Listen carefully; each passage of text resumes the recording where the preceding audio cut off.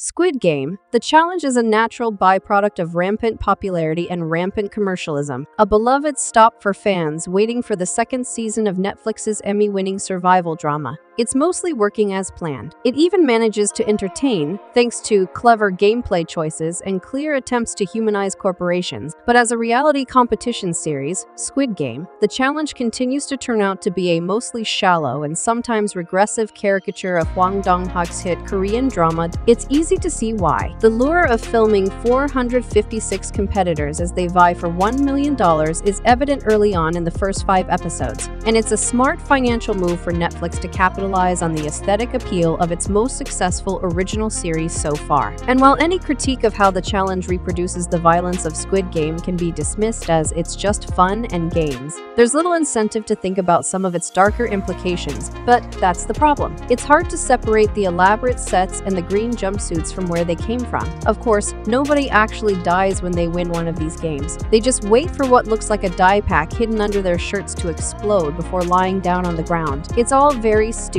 and it's often played up for camera. It's also a bit weird that a room full of grown-ups playing dead isn't as funny as it might seem. The fact that Squid Game ignores the nuances surrounding these violent events for typical reality TV drama and pageantry can sometimes feel sickening. However, the brutality shown on screen wasn't just meant to shock the audience. It was also meant to provide some sort of social commentary. The challenge does the same thing, only through a much more exploitative angle, because there's no rhyme and reason to any of the events beyond a big contest. Any meaningful messages are lost in the mix of some random person won $456 million.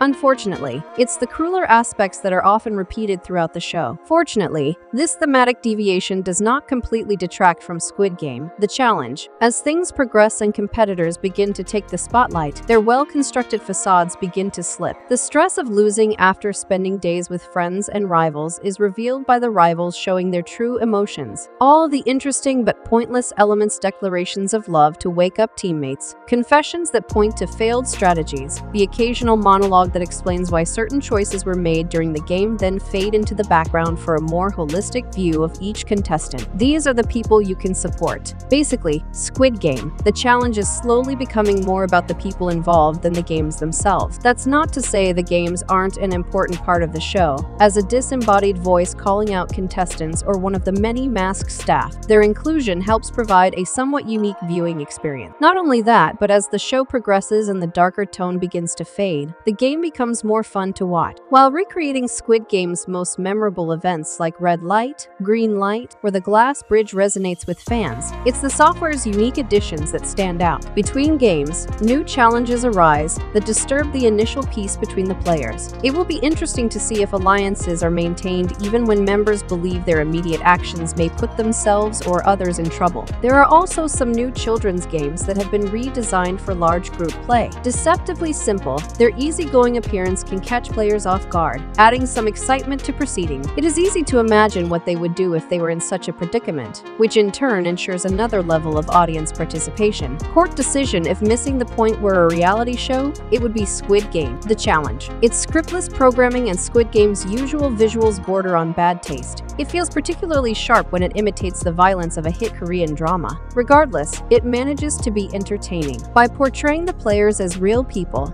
not just contestants who are encouraged to embellish every thought or emotion for the camera, the show can add credibility to the on-screen drama. New games and challenges are welcome additions, with conclusions often deviating from the expected outcome. Despite how shallow it seems, Squid Game, the challenge is really worth a look.